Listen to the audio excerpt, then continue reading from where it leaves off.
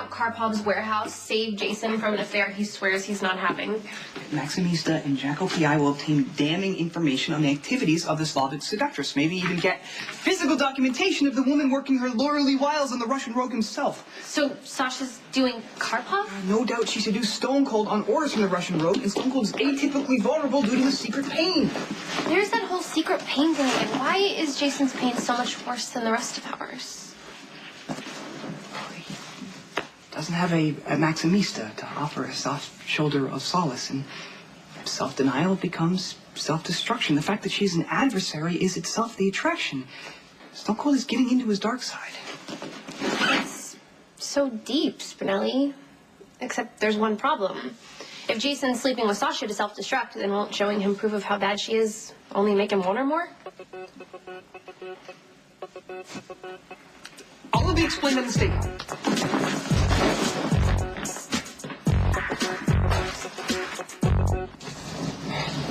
This is it. The perfect vantage point to view the Russian rogue's warehouse. Yeah, well, let's hope we don't have to make a quick getaway because this thing goes from about 0 to 60 in 5 minutes. Sometimes slow and steady is what's most needed. It seems a reliable vehicle. Yeah, well, that's exactly why Mac gave it to me, because it's practical and boring. You know, as soon as Logan's murder case is over, I can focus on my career. I'm going to prove to Kate I'm invaluable, get a quick promotion to junior editor, and buy a car that actually suits my style. Never underestimate the value of plain and simple. For example, you see, Comrade Karpov and his minions will never notice this vehicle, and even if they do, they would never associate it with Stone Cold's black and shiny SUV, which was the last car parked in this place of observation. It would have been a perfect stakeout, too, with the Jackal and his master prepared to wait out the evildoers and bring them to justice. If only the Jackal hadn't suffered heat stroke and lost consciousness. Spinell, that's really haunting you, isn't it? It was just an inauspicious moment in the Jackal's burgeoning PI career. Is that why we're here? So that you can prove to Jason you can handle a stakeout?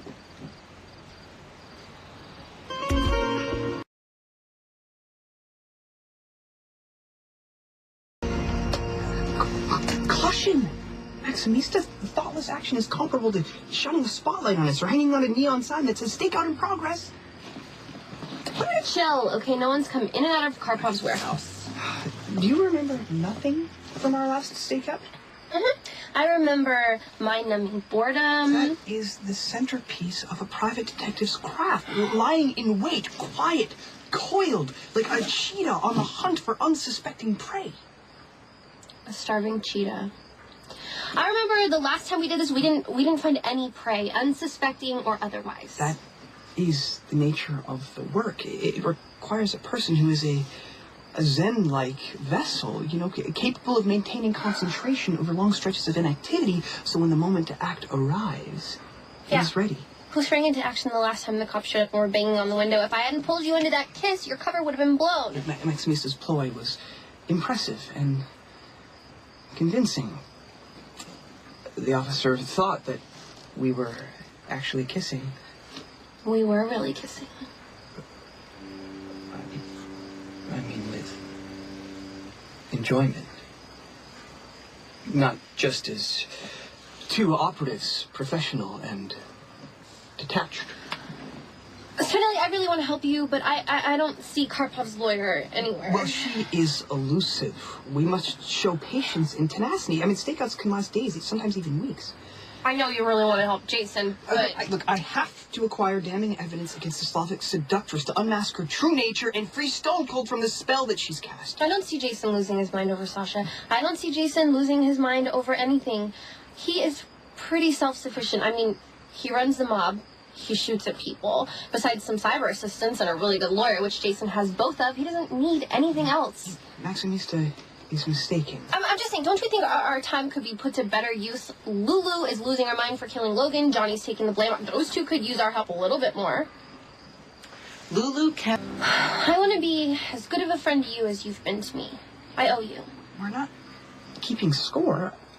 Although I suppose it would be possible to assign a numerical value to acts of kindness according to... Spinelli, if it doesn't go both ways, it's not friendship. It's just me taking advantage of you, which we both know I have it in me to do. You know, you're not as self-centered as you'd like people to think. Yes, I am. And you should be more self-centered. I mean, I know that you like Jason and you care about him and you want to help him and stuff, but all the time and energy you're spending worrying about him, it's a waste. I told you he's like indestructible. He doesn't need our protection. That is the way that the world looks at men of solitude, but few know of their secret pain. I want to be supportive, but I have this rather large axe hanging over my head. I mean, if Lulu confesses to being the one that kills Logan, Scott Baldwin's going to figure out that I helped. I'll be charged with aiding and abetting, and my life will be ruined. Max's heart will be broken. You know, the jackal would fall on his metaphorical sword to prevent either outcome. There's nothing left to do. There's no more evidence to be uncovered, and it's way too late to prove that Lulu acted in self-defense, So I just have to wait for the axe to fall. Well, thus the jackal's current project. If nothing else, it provides Maximista with something else to occupy her thoughts. You did this for me? Exactly the kind of thing that I wish I could do for you to show you how much I care about you. Well, I'm sure if you put your mind to it, I mean, you're trying to keep me distracted, but I can think of a lot of better things to do than some boring stakeout.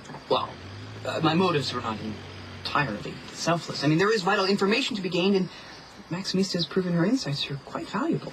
Well, that's really sweet of you. Except I think you're giving me way too much credit. I'm sure I can spot a liar, but that's only because I spend most of my time lying.